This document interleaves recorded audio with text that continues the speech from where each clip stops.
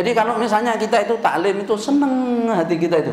Kemudian kita melihat saudara kita menutup aurat itu seneng gitu.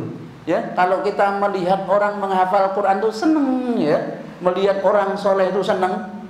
Ya, melihat orang itu lebih baik dibanding kita dalam ibadah kita itu seneng. Nah, itu berarti hati kita sedang mendapat hidayatul taufik.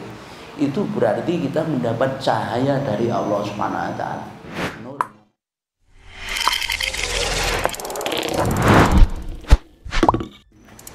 Assalamualaikum warahmatullahi wabarakatuh. Ibu-ibu yang dirahmati Allah, Allah Subhanahu wa taala ketika menciptakan kita di dalam kehidupan dunia ini, Allah memberitahukan kepada kita tujuannya.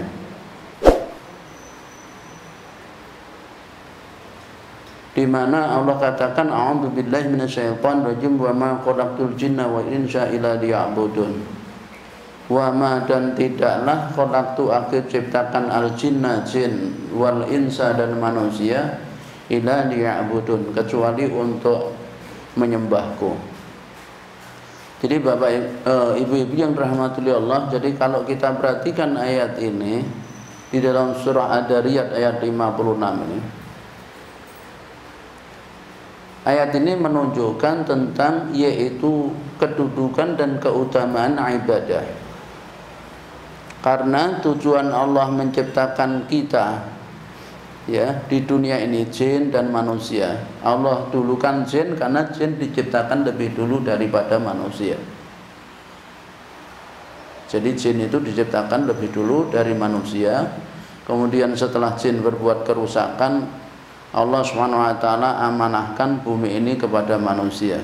Seperti yang Allah firmankan di dalam surah Al-Baqarah ketika Allah katakan, wa id qala rabbuka lil malaikati inni ja'ilun fil ardi khalifah. Surah Al-Baqarah ayat 30 itu.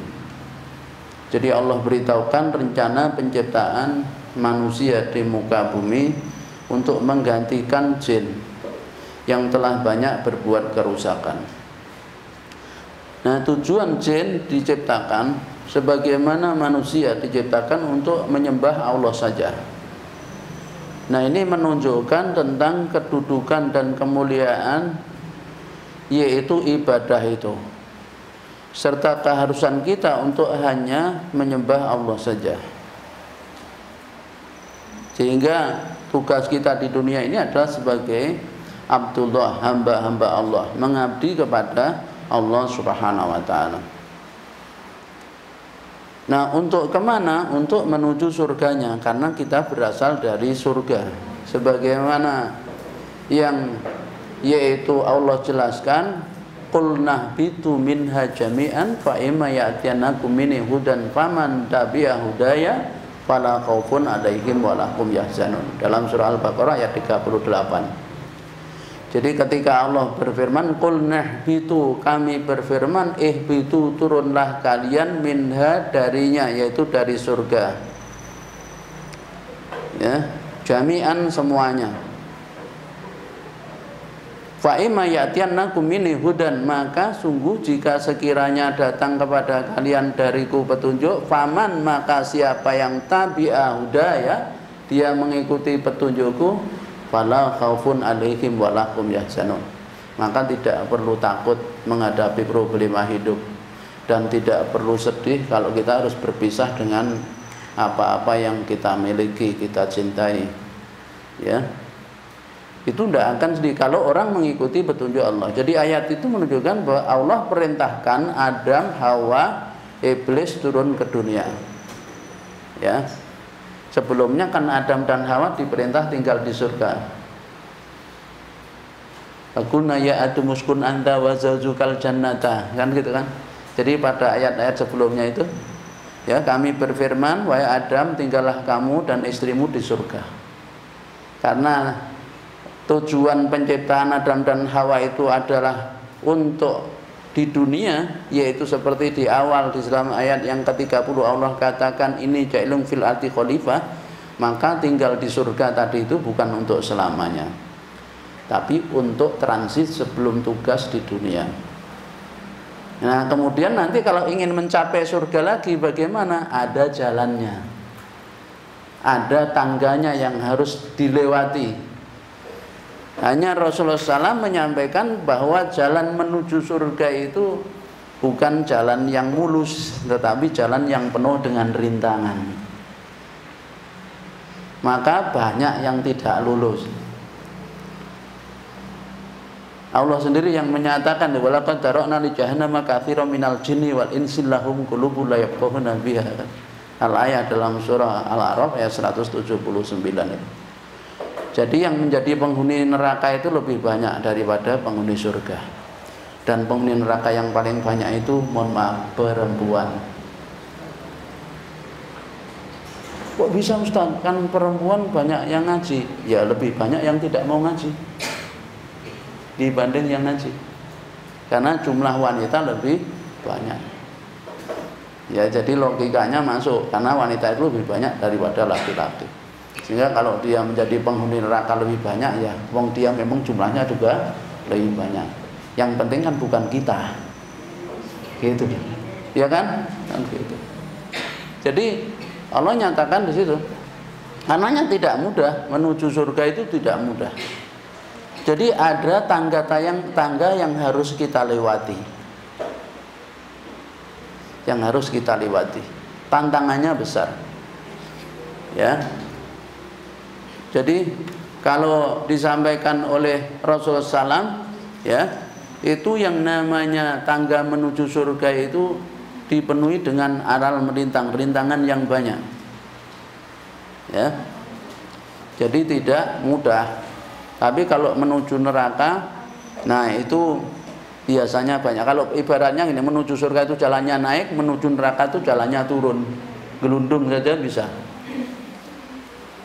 Nah, maka ketika kita ingin sampai kepada surga Allah SWT yang merupakan tempat tinggal awal manusia sebelum turun ke dunia, maka perlu melalui tangga-tangga. Nah, ya, jadi harus menempuh satu jalan. Ya, nah Rasul jadi menyampaikan begini. Ada firman Allah SWT. Jadi beliau Imam Ghazali dalam kitabnya Minhajul Abidin ila Jannati Rabbil Alamin menyampaikan gini. Inna awwala ma yang tabiul abdu lil ibadah wa yataharuku li suluki tariqiha yakunu bi qatratin samawiyatin minallahi ta'ala wa taufiqin khasin ilahiyin wa huwal ma'na bi qauli subhanahu wa ta'ala. Jadi sesungguhnya inna awala, sesungguhnya yang pertama-tama menggerakkan, ya, seorang hamba itu sehingga dia tergerak untuk menempuh jalan ibadah itu adalah karena adanya bi qatratis samawiyati minallahi ta'ala. Jadi karena hatinya digerakkan oleh Allah Subhanahu wa taala. Jadi tidak ujug-ujug. Ya. Wa taufiqin khasin ilahiyan, dia ditaufik oleh Allah Subhanahu wa taala. Jadi kita menempuh jalan ibadah itu karena mendapat taufik dari Allah. Hidayatu taufik namanya gitu. Petunjuk yang berupa taufik, yaitu persetujuan, tuntunan dari Allah Subhanahu wa taala, arahan dari Allah. Bagaimana orang yang bisa memperoleh hidayatu taufik? Ya, hidayatu taufik itu Allah akan mentaufik seseorang itu apabila hati orang itu bersih dari segala penyakit. Penyakit apa? Ya, penyakit hati itu banyak. Iri, dengki, takabur, ya, ujub, ya, riya, itu penyakit-penyakit hati. Ya. Jadi suudon itu penyakit hati. Jadi dolim itu penyakit hati. Innallaha la yahdi qaumal zalimin. Allah enggak akan beri hidayah kepada orang yang zalim. Ya, termasuk ya ingkar, ya, itu penyakit hati. Nah, kalau seseorang itu dia membersihkan hatinya dari berbagai penyakit hati, hatinya bersih seperti anak kecil itu. Coba kita lihat, kenapa anak kecil itu wajahnya bercahaya, wajahnya bersinar. Kalau misalnya kita lihat ya, anak kecil itu wajahnya bersinar, bercahaya, karena dia tidak punya penyakit hati. Coba ibu lihat cucu yang punya cucu ya, lihat putranya yang punya putra. Kalau saya cucu satu ya, apa namanya, cucu satu, anak 4, istri 1. Istri saya 4 anaknya. Nah ya. Lah itu kalau saya lihat cucu saya itu, ya Allah, saya kira, Masya Allah, bercahaya wajahnya. Kenapa? Karena tidak ada penyakit hati, tidak ada prasangka buruk, tidak ada rasa dengki, tidak ada iri, tidak ada. Karenanya wajahnya bercahaya dan enak dipandang dan senang orang melihat anak kecil itu. Ya, lucu gitu, ya, bersih itu. Itu kalau kita ingin tahu bagaimana wajah dari hati yang bersih, bersinar. Ya, kalau bahasanya itu menjadi inner beauty. Oke, understand ya? Nah, itu. Jadi kecantikan dari dalam. Ya. Kalau dilihat dari mungkin fisiknya biasa, tapi gimana ya? Tidak bisa dibahasakan, enak dilihat, enak dipandang gitu. Lah itu para ulama al-amilin ar-rasikhina fil ilmi ulamaul akhirah. Hatinya yang mereka bersih, itu kita melihat wajahnya saja senang. Ya, bahkan kita punya masalah datang ke beliaunya, belum sampai konsultasi baru lihat wajahnya sudah selesai masalah kita. Adem. Ya.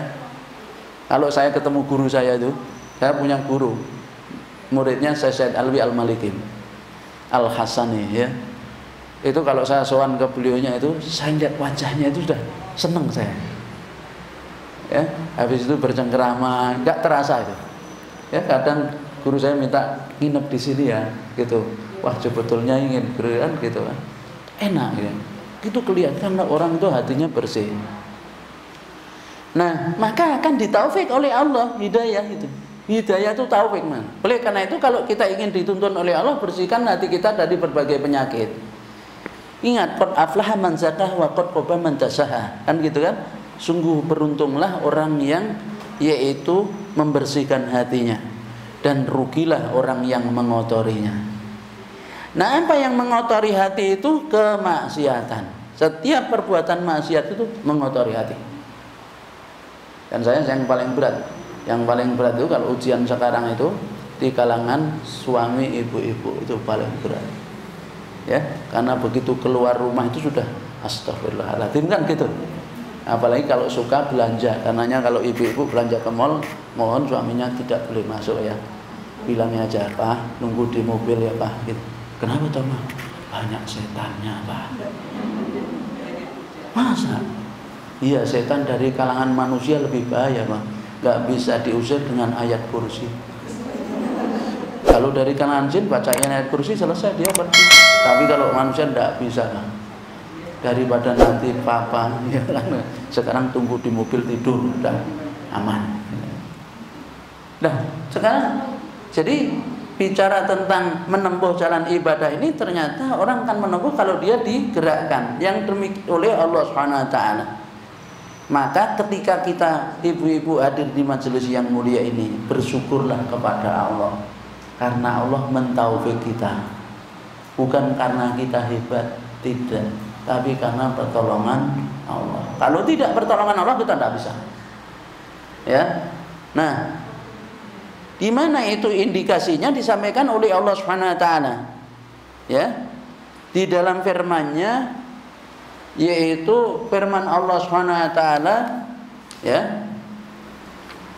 A'udzu billahi minasyaitonir rajim. Bismillahirrahmanirrahim. Afaman sarahallahu sadrahu lil islami fahuwa ala nurin min rabbih. Ya. Jadi afaman, ini surah Az-Zumar ayat 22. Surah ke-39 ya. Surah Az-Zumar. Zumara. berbondong-bondong. Nanti masuk surga itu berbondong-bondong, masuk neraka juga berbondong-bondong. Nah, surah Az-Zumar ayat 22. Afaman syaraha Allah sadrahu lil Islam, maka apakah orang-orang yang dibukakan oleh Allah hatinya untuk menerima agama Islam, ya, lalu dia berada fahuwa ala nurri mir rabbih, dia berada di atas cahaya Tuhannya, itu apakah sama dengan orang yang membatu hatinya?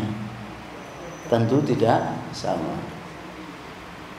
Nah, jadi ayat ini, ibu-ibu yang rahmatullahi Allah, ketika kita itu mendapatkan hidayah dari Allah yang namanya hidayatul taufik, itu hati terasa lapang, enak gitu ya.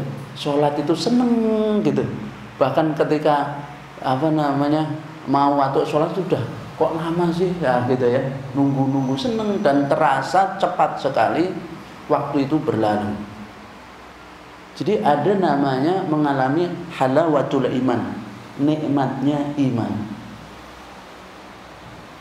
Jadi kalau misalnya kita itu taklim itu seneng hati kita itu, kemudian kita melihat saudara kita menutup aurat itu seneng gitu ya. Kalau kita melihat orang menghafal Quran itu seneng ya, melihat orang soleh itu seneng ya, melihat orang itu lebih baik dibanding kita dalam ibadah kita itu seneng. Nah, itu berarti hati kita sedang mendapat hidayatul taufik. Itu berarti kita mendapat cahaya dari Allah Subhanahu wa taala. Nur namanya. Ya. Karenanya bersyukur yang punya suami namanya Nurul Hidayat. Nah, itu benar. Iya, syukurnya gitu. Kalau saya kan punya istri namanya Nur. Ya. Nur laili, cahaya malam, gitu kan. Nah, jadi ibu-ibu yang rahmatullahi Allah, itu tanda dia dapat cahaya dari Tuhannya. Hatinya lapang itu. Wa ilaihi asara sahibu syar'i sallallahu alaihi wasallam qala. Oke, monggo. Dan ya, hal yang sama juga dijelaskan oleh Rasulullah SAW dalam sebuah hadisnya yang mulia. Rasulullah itu mengatakan begini, beliau bersabda, inna nurra idza dakhalal qalba infasaha wansaraha. Rasulullah katakan, jika atau cahaya petunjuk itu masuk di dalam hati, apa indikator orang itu mendapat nur Allah Subhanahu wa taala, hidayah dari Allah itu? Beliau katakan, ya, Rasul mengatakan infasaha wansaraha, maka hati itu akan menjadi lapang, luas, laksana samudra. Jadi orang yang hatinya itu lapang luas seperti samudra, kotoran apapun masuk itu netral. Netral. Katain orang begini netral, netral. Maka dia tidak marah ya, tidak benci, semua netral. Kata-kata buruk dicaci maki, alhamdulillah netral. Itu hati lapang dia, seluas samudra. Maka hati yang seluas samudra, dia akan mampu menampung persoalan seberat apapun. Lihat itu samudra yang luas, ibu-ibu perhatikan. Semua kenapa? Semua bermuara ke samudra. Karena samudra itu menetralisir seluruh jenis kotoran. Di sungai mana aja masuk, begitu masuk ke laut netral, dinetralisir. Ya. Nah, maka ini seorang hamba yang hatinya luas seluas samudra, laksana samudra itu, dia mendapat cahaya dari Tuhannya. Kemudian Rasul ditanya oleh sahabat, Fakila, maka ditanyakan, ya Rasulullah, wahai Rasulullah, hal lidzalika min alamatin yu'rafu biha. Ya Rasulullah, adakah tanda bahwa hati itu mendapatkan nur dari Tuhannya, ya? Adakah tanda-tandanya yang bisa dikenali? Apa indikator bahwa orang itu mendapat hidayah dari Allah? ya, cahaya hidayah dari Allah masuk di dalam hatinya. Adakah tanda-tandanya? Rasul mengatakan, na'am, ya ada.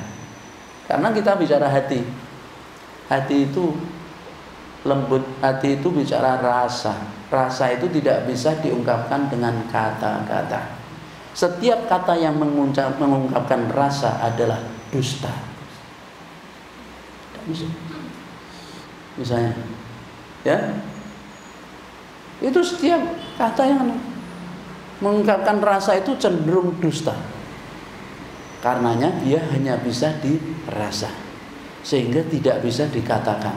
Dia hanya bisa dirasakan dengan pandangan mata, senyuman, ya. Itu justru melebihi kata-kata. Tatapan, ya. Coba kalau misalnya ibu, bapak, jujur ya, tatap mata mama. Nah, lihat tatapannya itu. Disitulah akan ketahuan, ya, dia itu jujur atau tidak. Kalau dia jujur, dia akan menatap mata ibu dengan tatapan yang kejujuran dan tidak ada kebohongan, bisa dilihat. Tapi kalau bohong, tidak berani dia. Maka dia akan celinguan, gitu ya kan? Di situ gak bisa dia, karena bicara rasa. Apalagi kalau sudah, mohon maaf, orang suami istri itu tidak bisa dibohongi perasaan. Mama ridho enggak sama? Ridho? Mana gobal, gitu kan tidak bisa. Tidak bisa.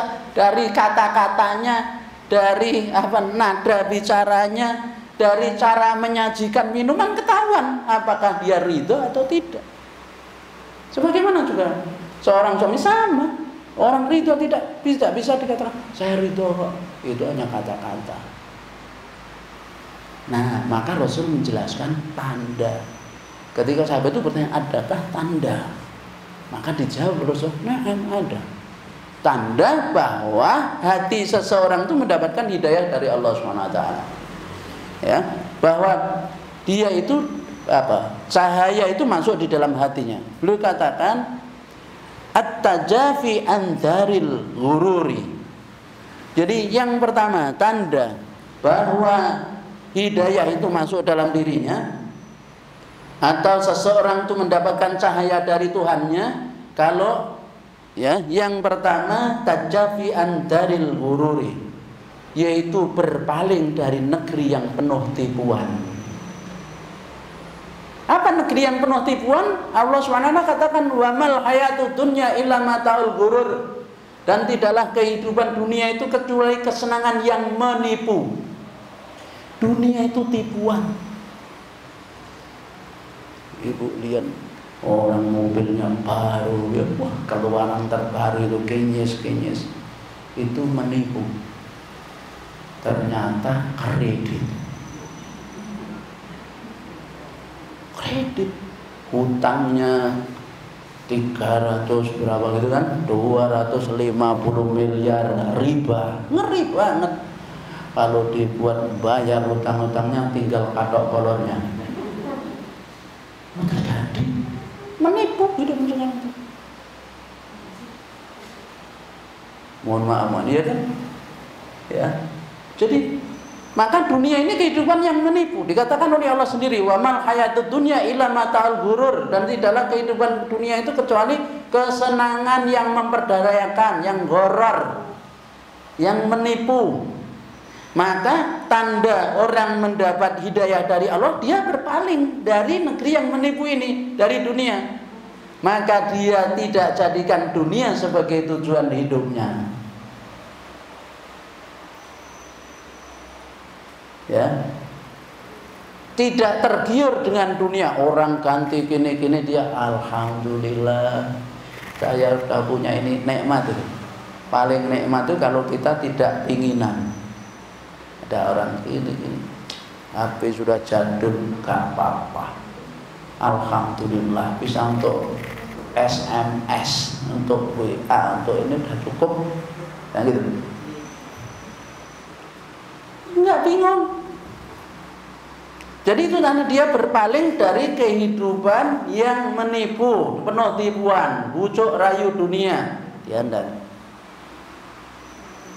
Wal inabatu ila daril khuludi. Yang kedua, tanda bahwa dia itu mendapat hidayah adalah apabila dia kembali kepada negeri keabadian, yaitu dia fokus akhirat. Wabtaghi fima ataqallaha daral akhirata wa la tansa nasibaka minad dunya wa ahsin kama ahsana ilaik.